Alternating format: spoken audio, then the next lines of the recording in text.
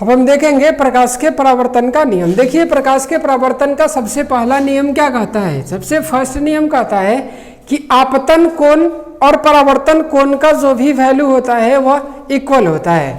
मतलब आपतन कोण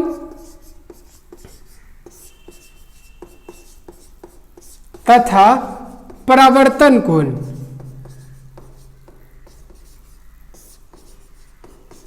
का मान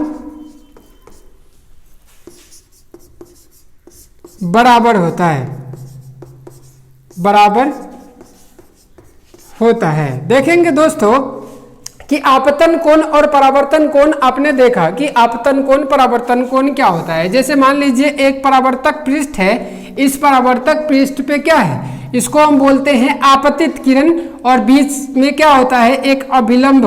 अब उन अभिलंब और आपतित किरण के बीच के कोण को हम बोलते हैं आपतन कोण। और अब इस परावर्तक पृष्ठ से टकराने के बाद लाइट क्या होता है, परावर्तित हो जाता है और इस परावर्तित किरण और अभिलंब के बीच के कोण को बोलते हैं परावर्तन कोण। इस कोण को साइन आई और इसको बोलते हैं आर। मतलब यह हुआ कि इस अभिलंब द्वारा इस आपतित किरण और परावर्तित किरण के बीच में जो भी कोण बन रहा है उस कोण का वैल्यू क्या होता है, बराबर होता है। मतलब कोण आई इज इक्वल टू कोण आर। अब इस कोण का जो वैल्यू होगा वही होगा इस कोण का वैल्यू। तो अगर हमें देखना है तो हम लिख सकते हैं आपतन कोण आई बराबर परावर्तन कोण आर।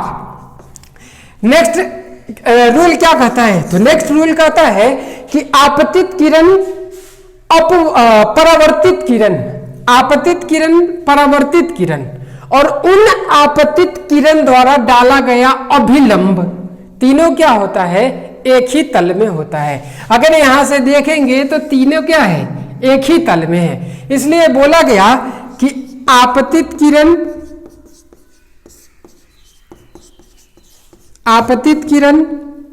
परावर्तित किरण तथा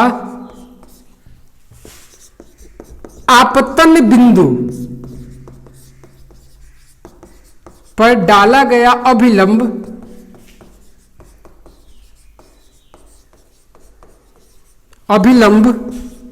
तीनों एक ही तल में होता है, तल में होता है। ये आपतित किरण परावर्तित किरण इसको बोलते हैं आपतन बिंदु। मतलब जहां पे प्रकाश आपतित हो रही है जिस परावर्तक पृष्ठ पे उसको बोलते हैं आपतन बिंदु। और इन आपतन बिंदु पे डाला गया जो ये अभिलंब है, ये अभिलंब तीनों क्या है, तो एक ही तल में होता है। मतलब यहां से अगर हम देखेंगे तो तीनों क्या है कि एक ही तल में है, इसलिए बोला गया।